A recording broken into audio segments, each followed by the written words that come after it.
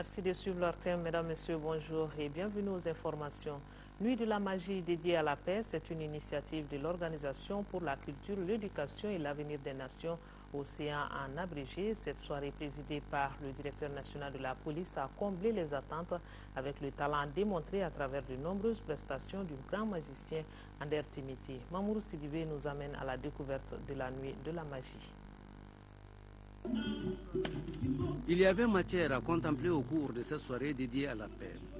Initiée par l'Organisation pour la culture, l'éducation et l'avenir des nations Océan, cette soirée a été animée par le grand magicien Ander Timiti. Sa première prestation a été un foulard rouge sorti du néant, duquel foulard est sorti un pigeon blanc, symbole de la paix. Plusieurs démonstrations ont suivi, dont la consommation de boissons, la casse de verre à distance et cette façon inattendue d'exhiber un serpent. Bon, ne bɛ nin waati la fɛn fɛn ye san mugan kɔ ne bɛ baara la nin na. Bon, ni degecogo ni ne tun bɛ donsoya de kɛ fɔlɔ la. Bon, yɔrɔ siribe de tun bɛ dɔnkili da ne kun. Bon, kabini ne tɛ se a y'a da ne kun fo n ye n jija parce que fɛn bɛ da mɔgɔ la n'a dar'i la a kana kɛ nkalon ye quoi.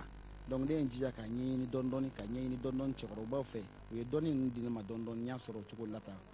Bon, après ni tubabu dɔw nana ɲɔgɔn ye o fana ye magicien ye comme o y'a ye ne b'a kɛ ale fana b'a kɛ.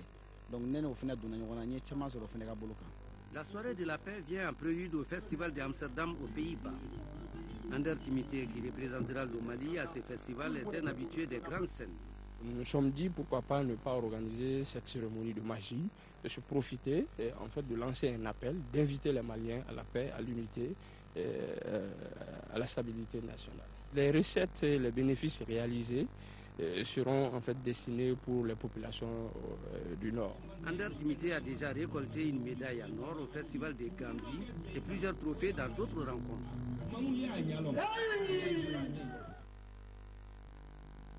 Autre sujet, concours direct de recrutement des enseignants dans la fonction publique des collectivités territoriales, session 2012.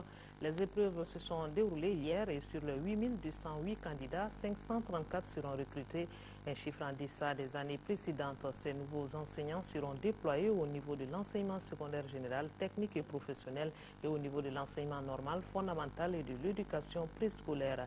Les épreuves se sont déroulées au niveau de 4 centres d'examen à Bamako et les autres chefs lieux de région, excepté Gao, Tombouctou et Kidal. Là-dessus, le point c'est avec Alpha Maïga. Ils sont plus de 8000 candidats à prendre part à ce concours. Il s'agit du recrutement d'enseignants dans la fonction publique des collectivités. À Bamako, les candidats sont repartis dans 4 centres d'examen. Un examen qui se tient dans un contexte tout particulier. Le premier contexte, c'est évidemment la situation sécuritaire qui oblige les candidats qui sont des régions de Tombouctou, Gao, Kidal et une partie de la région de Mopti à concourir quasiment dans les centres de leur choix. Le second facteur, c'est les contraintes budgétaires. Donc les contraintes budgétaires ont amené le gouvernement à réduire le nombre de postes à pourvoir. Cette année, nous sommes tout simplement à 1534. C'est dire pour la session 2012, les enseignants recrutés constituent à peine la moitié de ceux de l'année dernière. S'agissant des épreuves, la culture générale d'abord. Les candidats avaient 3 heures pour traiter l'épreuve. Ce premier sujet a été abordable sur la lecture. Pour moi, les épreuves ont été conçues comme ça. Conçues comme ça, qu'est-ce que cela veut dire? Cela veut dire que bon, les épreuves ne sont pas tellement difficiles. Cependant, quelques candidats n'ont pas pu composer. Les raisons? Puisque moi, j'ai fait anglais à la flash. Donc on dit que nous, sortant de la flash, on a rejeté nos dossiers. Alors qu'il y a certains qui ont fait sociologie. Nous sommes de la même faculté. Ils ont ceux-là sont en train de composer. Vous avez composé? Non. Et pourquoi? Parce que ma carte est permis. Et vous avez composé? Non. Pourquoi? Parce que j'ai ma carte qui est permis aussi. Moi, je ne sais pas, je viens d'arriver. Moi, je viens de Gao tout de suite. Voilà. Et tu n'as pas pu composer? Je vais essayer. Pour les responsables, il faut appliquer les règles pour le déroulement du concours. La carte d'identité et les règlements sont clairs en la matière. C'est sur la carte d'identité en cours de validité. Il y a certains qui prétendent avoir déposé des dossiers. Bon, il reste à vérifier et tout cela devrait être vérifié en amont. Dans la cour, un constat. Des domestiques pour s'occuper des bébés de certaines candidates. Celle-là est malade.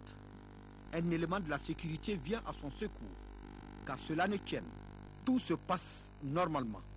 Les forces de l'ordre et de sécurité ont été mobilisées pour la cause. Et bonne chance aux candidats. Les activités de la Semaine nationale de la sécurité routière ont démarré aujourd'hui et ce jusqu'au 14 octobre. Cette 10e édition coïncide avec l'entrée en vigueur le 1er octobre 2012 de la décision du gouvernement de rendre obligatoire le port du casque de protection par les usagers d'engins à 2 roues et à l'occasion du lancement des activités de cette Semaine nationale qui est placée sous le signe de la sensibilisation. Le ministre des Transports et des Infrastructures routières, le colonel Abdoulaye Koumaré, a adressé un message aux populations. Nous l'écoutons. Cette année, la Semaine nationale de la sécurité routière coïncide avec la rentrée scolaire,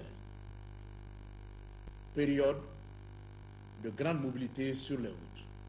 Elle coïncide également avec l'entrée en vigueur le 1er octobre 2012 de la décision du gouvernement de rendre obligatoire le port du casque de protection. L'analyse des statistiques nous interpelle tous car elle fait ressortir que plus de 60% des accidents concernent les jeunes. Perdre un enfant n'est jamais facile, mais savoir qu'un enfant est tué dans un accident par simple défaut de casque ajoute aux souffrances des familles et laisse des blessures. Le gouvernement a décidé d'exonérer l'importation des casques des droits de douane jusqu'au 31 décembre 2012. Désormais, chaque moto sera vendue avec casque. Parallèlement, les contrôles sensibilisation avec un cachet purement pédagogique, sans amende et sans mise en fourrière de moto, vont se poursuivre. Avant tout déplacement à moto, il vous suffit de faire ce simple geste qui peut vous sauver la vie.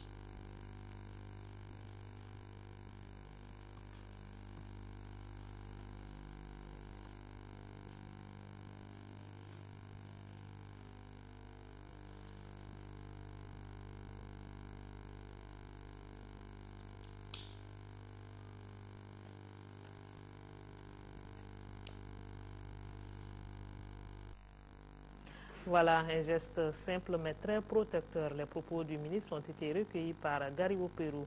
Face à la crise que traverse le Mali depuis quelques mois, les chrétiens catholiques du diocèse de Bamako prient pour le retour de la paix. C'était au cours d'une messe célébrée hier dimanche à la cathédrale de Bamako où est allé voir Fademba Keïta.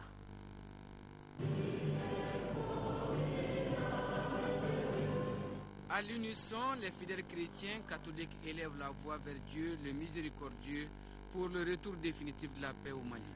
Selon eux, la situation difficile qui traverse notre pays ne saurait être surmontée sans la foi, le courage et la prière fervente de tous. À quelques mois du rosaire, mois de grâce, ils ont aussi intercédé auprès de la Vierge Marie pour que le peuple malien reçoive de Dieu soutien et réconfort, apporte la paix dans tous nos cœurs et dans tout le pays. Division sur le plan religieux par les religieux des autres confessions religieuses et la volonté d'imposer la charia. Face à cette situation, nous venons nous encourager. Laissez-nous guider par l'Esprit Saint et dans cette Eucharistie, demandons pardon au Seigneur pour toutes les fois que nous ne sommes pas des bâtisseurs de paix. Le représentant du ministère des Actions humanitaires, de la solidarité et des personnes âgées, témoin de l'homélie, a saisi l'occasion pour louer l'engagement de tous pour le retour de la paix. Nous avons été témoins de ce que, aussi bien au niveau des mosquées, des temples et des églises, la mobilisation est réelle et nous souhaitons tout juste, au niveau du gouvernement, que cette foi qui nous anime et qui nous a permis encore une fois de se retrouver ici reste vivace. Après plus d'une heure de méditation sur le sujet, les fidèles chrétiens en fin de cérémonie ont fait référence à la prière de Saint François d'Assise pour implorer Dieu. D'une même voix, ils réclament l'union, l'espérance, la joie où se trouve la discorde, le désespoir et la tristesse. Il y avait du monde samedi au Palais de la Culture Amadou Ampateba pour la représentation de Tanyini Bougou. Entendez par là ceux qui cherchent le gain quotidien vaille que vaille. Le nouveau Koteba de la compagnie Blomba est inspiré de la vie de Gimba Kassambara, personnage principal de la mythique pièce Koteba Wari, en l'installant dans le Mali d'aujourd'hui. Alioune Ifrandiaï met en scène amèrement le quotidien des Maliens dans un langage direct sans tournure. Modibo Soirée nous fait revivre cette soirée. Sur la scène, un imposant canapé, un écran vidéo au fond, 2 écrans latéraux. Voici le décor très sobre de cette pièce de théâtre intitulée Tanyinimbougou ou encore la cité de ceux qui cherchent le gain quotidien, vaille que vaille. Dans cette pièce, le maire de Tanyinimbougou est un cadre supérieur de son état et très proche des citoyens. Mais il a l'esprit fort occupé par un sport bien connu, le Tanyini, la chasse à l'argent. Avec son acolyte Bablé, il complote de liquider Tanyini Bougou et de partager la recette avec tous les citoyens. Voilà.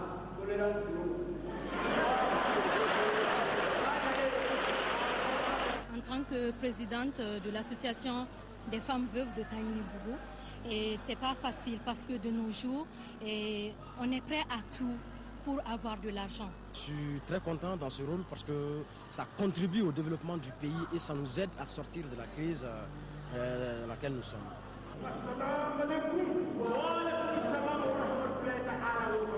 Au finish, le maire de Tanyinimbougou et son complice arrivent à leur fin sans difficulté. Ils ont trouvé preneur. Tanyinimbougou est soldé. Terrain vierge et viabilisé. Mosquée, cimetière, place publique, église, école, route, même la mairie, tout y passe. J'ai trouvé que c'était super formidable de remettre en revue justement tout ce qui s'est passé, les dernières histoires du Mali.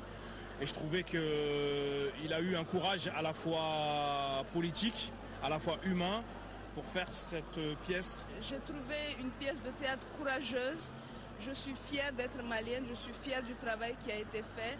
Vraiment, je les encourage et j'espère qu'il y aura d'autres séances pour que le maximum de personnes puissent voir cette pièce de théâtre.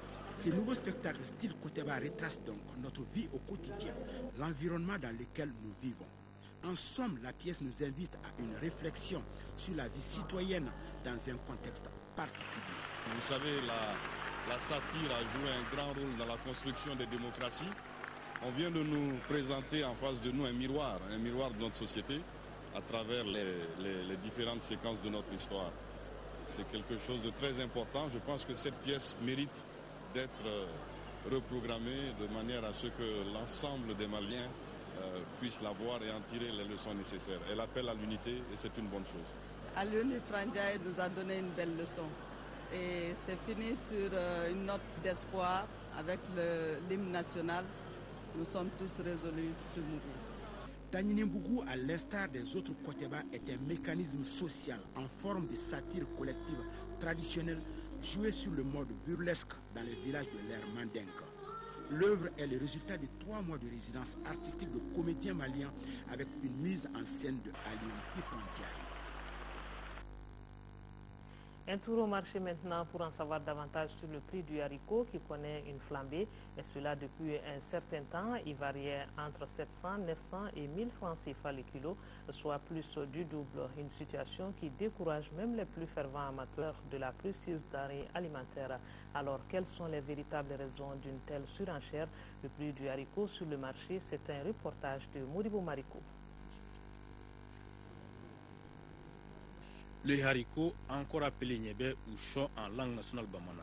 La légumineuse aux graines magiques n'est certainement pas qu'une plante au Mali. C'est aussi une alimentation qui a su tenir toute sa place dans la culture de notre pays. Aimé de tous et pourtant, personne ne veut prendre sur lui la responsabilité de cet attachement. Pourtant, il y en a de quoi, puisque de l'avis des spécialistes, le niébé joue un rôle important dans l'alimentation de l'homme en raison de son apport colossal en protéines, soit plus du double la plupart des céréales classiques. Mais il apporte aussi beaucoup d'amidon, de l'acide folique très important chez les femmes enceintes pour la lutte contre la malformation du nouveau-né. La graine est également riche en fer, zinc ou calcium. Autant de points positifs pour l'alimentation humaine. Seulement voilà, depuis un certain temps, on a constaté sur le marché que les prix de cette denrée tant prisée a pris de l'ascenseur. On vend 1000 francs, 700, maintenant il est venu 600. Si l'haricot dépasse 400, 500 jusqu'à 600, je trouve que c'est cher. Le haricot c'était cher, bon, c'est parce que le sac devait 100 000 francs CFA, mais aujourd'hui maintenant on vend peut-être kilo 700 francs. Bon, avant kilo c'était 1000 francs. Maintenant c'est 600 quoi. Non, c'est c'est un peu cher encore. Et qui a lieu même de réguler un peu le prix. Parce que quand on laisse vraiment le prix quand même à la merci des commerçants, il va de soi qu'il serait très très difficile que la population quand même puisse s'approvisionner. Et l'on comprend vite que les prix élevés d'une alimentation qui occupe tant de place dans le quotidien de nos familles suscitent des interrogations. La faute aux spéculateurs peut-être, mais ce qui est sûr, c'est qu'on est en ce moment en période de soudure. Ça dépend du hivernage. Il y a une vraie volonté qui peut de l'haricot à garder. Pourquoi? Bon, il y a certains moments, s'il y avait des crises, il faut faire sortir pour vendre. Le nouveau haricot, on n'est pas récolté rapidement. Donc l'ancien est fini, complètement fini. Donc c'est pour cela que les prix est élevé comme ça. Là. La seule loi économique de l'offre et de la demande ne saurait expliquer la flambée du prix. La raison des fois, parce qu'ils ont dit que c'est des sacrifices, parce que tout le monde achète les haricots pour manger chez vous, pour les sacrifices. C'est pour cela que les haricots étaient manqués. Le prix a pris de l'ascenseur, parce que quand nous avons appris dans les mosquées, dans les rues, qu'il faut faire un sacrifice sur l'haricot. Concernant le problème du Nord et le problème de la pluie, c'est ce qui a fait que les Maliens ont augmenté le prix jusqu'à ce qu'on ne peut même plus payer. Que certains ne dépriment pas, suivez mon regard, puisque déjà commencent à arriver sur le marché les produits de la nouvelle récolte. Ce qui explique d'ailleurs la baisse des prix constatée ici et là, 500 à 550 francs CFA. Et ça ne peut que continuer. Prenez donc votre mal en patience. Ce n'est qu'une question de jour et l'on verra certains arborer le sourire habituel à la vue du show national. Tout comme le reporter lui-même, le haricot est un aliment très riche. Et sur ce se referme ce journal. Merci de votre attention. Nos pensées vont à nos compatriotes des régions du nord du Mali vivant sous occupation. Soyons de cœur, mais surtout d'action avec eux. Merci et bonne suite de programme.